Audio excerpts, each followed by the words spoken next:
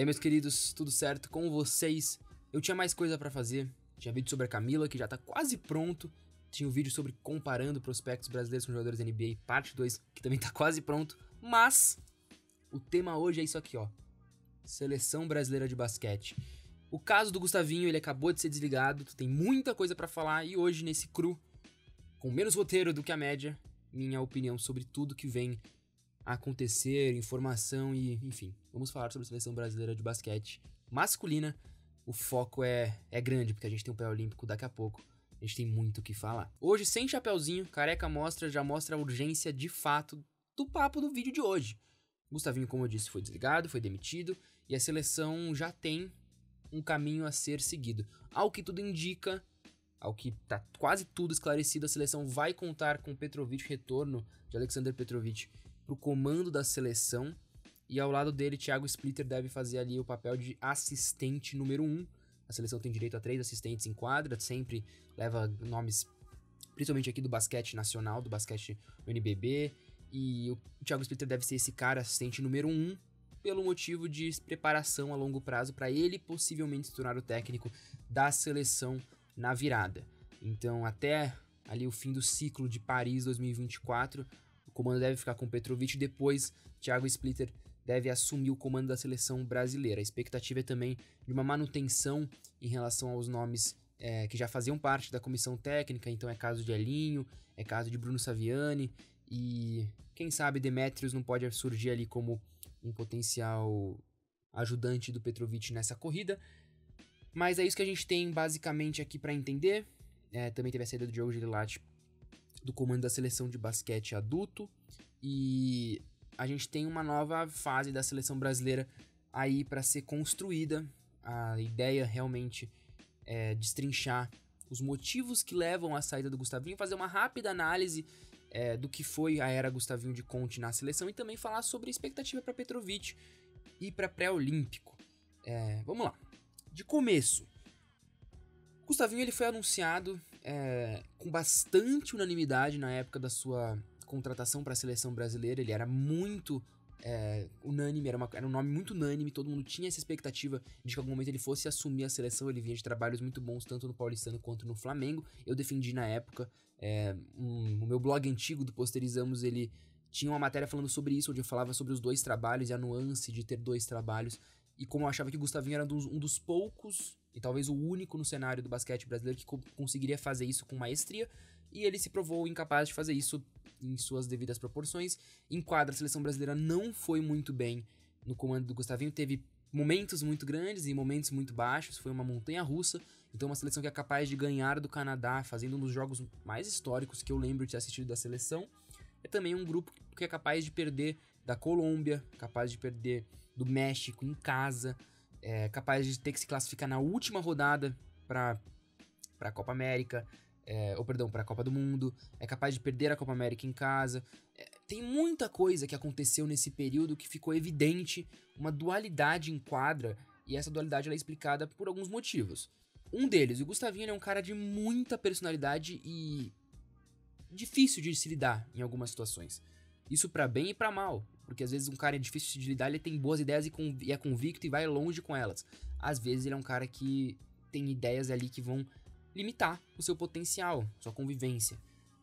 E essa palavra-chave, a convivência, não existiu durante um bom período da era Gustavinho de Conte na seleção. Ele foi muito criticado por isso, e com razão em certos momentos, de ter perdido o grupo.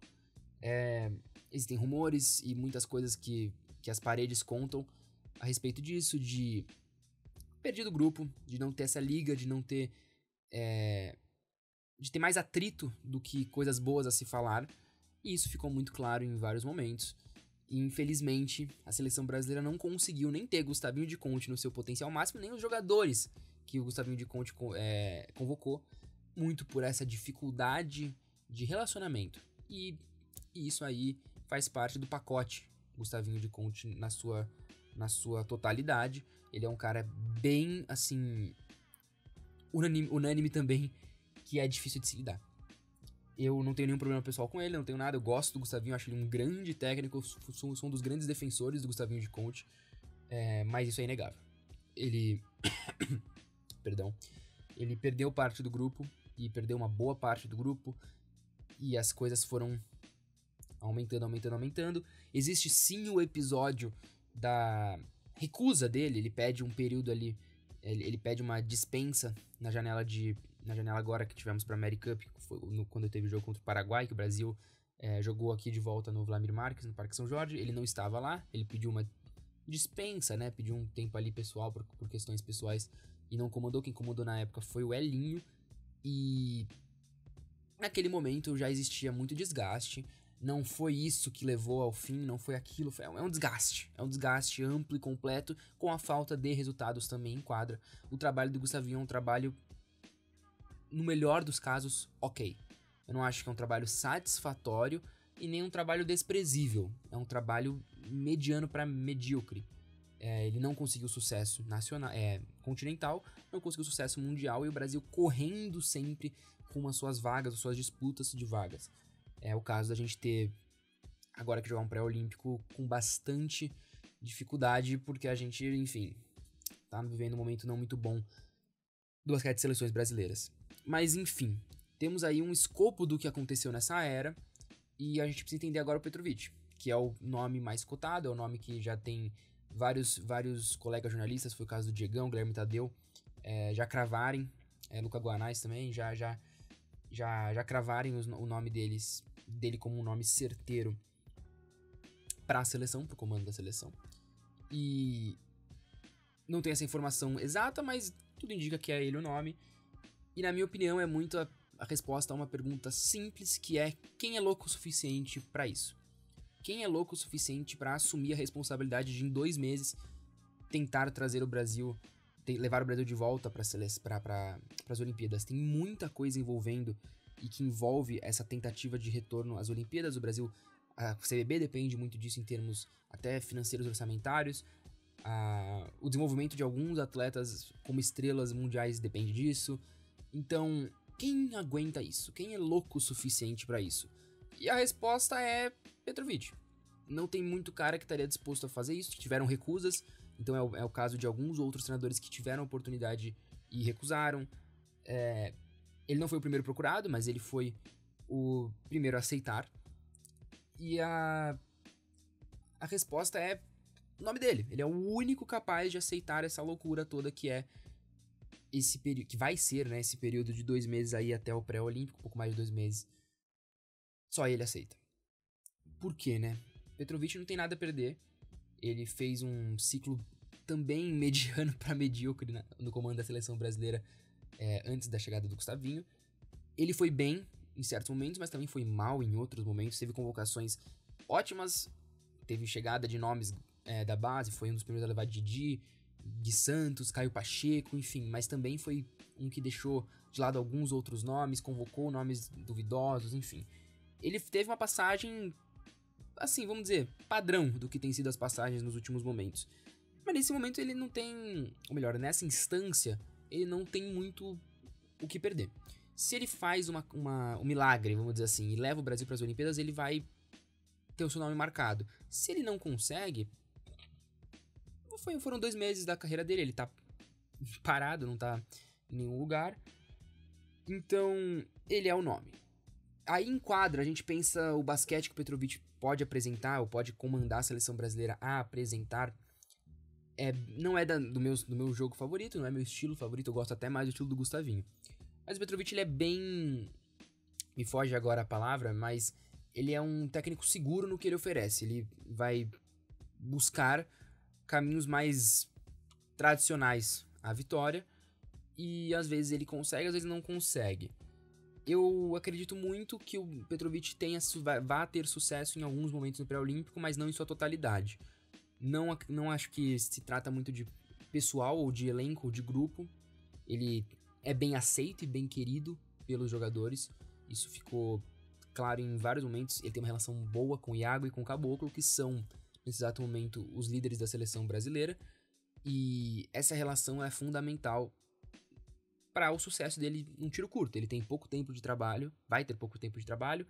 Não sei ao certo quanto ele acompanhou o basquete nacional nos últimos meses, no último ano, mas há sim uma aproximação. Ele é um cara que comentava bastante, dava sempre seus pitacos em relação ao que acontecia aqui no nosso basquete, principalmente no seu Twitter, que é até uma pérola, tem que tomar cuidado com o Twitter, o Petrovic.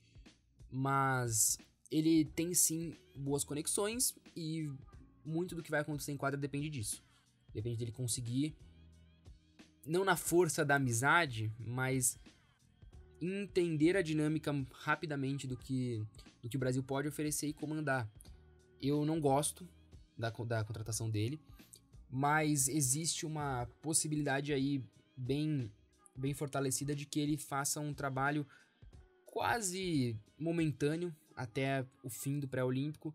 Conseguindo a classificação, eu não sei como é que isso mudaria, mas não conseguindo a classificação, ele deve entregar esse cargo pro Thiago Splitter, que aí sim é um nome muito interessante. Ele tá na NBA como assistente técnico do Atlanta Hawks.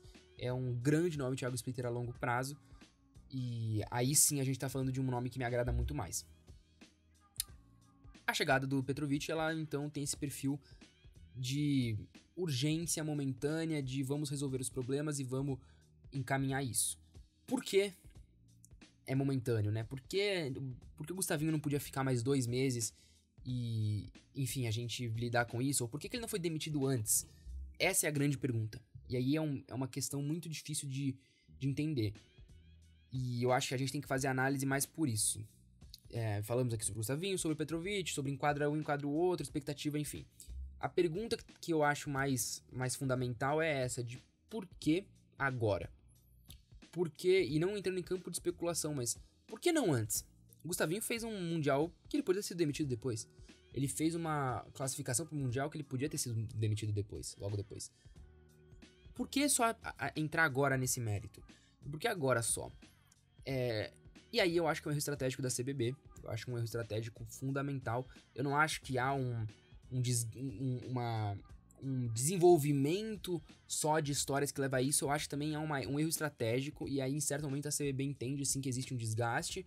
E existe um desgaste também, claro, entre os jogadores e o Gustavinho. E aí isso se torna um estopim para tomada de decisão. Mas há um erro estratégico e isso precisa ser levado em pauta do começo ao fim.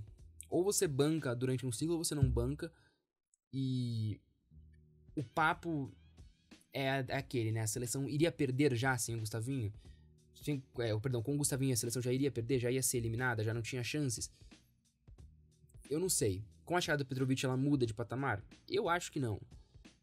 Então, assim, é uma decisão que diz muito mais sobre o próximo ciclo. É quase como se esse ciclo já tivesse finalizado. É quase como se, ok, a gente tem que ter alguém pra comandar, então vamos puxar alguém. A gente ele não é nossa primeira opção, não é nem nossa segunda opção. Mas é o que aceitou. Vamos garantir ele agora, já prepara o Thiago Splitter pro próximo ciclo. Se der errado, o Thiago Splitter não tá queimado. Se der certo, o Thiago Splitter vai fazer parte de um projeto consolidado de seleção. E aí depois ele também pode assumir a longo prazo a seleção brasileira. Mas é isso. O que a gente tem hoje é Petrovic como técnico da seleção brasileira, de volta. O Gustavinho com o fim de sua passagem, talvez eu acho que vai demorar muito tempo para ele ter um retorno ao status que ele tinha antes, alguns anos atrás, quando ele era unanimidade. Ele não é nem unanimidade no Flamengo hoje. Então, tem algumas coisas aí que essa decisão ela muda. E aí a chegada do Thiago Splitter a longo prazo é muito positiva, ao meu ver. Pensando em seleções de base, é uma troca momentânea, né? Eu vou pegar aqui todas as informações para não falhar com vocês, mas há a troca do Diogo Gelilati, ele era o comandante, ele era o diretor das seleções de basquete de adultas, né, masculina, então ele tinha esse comando em suas mãos, ele sai desse papel, e quem entra no lugar dele é o Victor Mancusi. Para a seleção brasileira de base, isso muda pouca coisa, a gente tem um planejamento aí um pouco mais sossegado, vamos dizer assim, vídeo sobre seleção sub-17 mais pra frente, tem informações boas para soltar isso depois. Mas muda pouca coisa. O Diogo Gelilati não foi bem na seleção de base. E aí é muito mais uma opinião, não foi bem. E a gente espera que o Victor Mancusi consiga aparecer com mais confiança nos nossos meninos a longo prazo.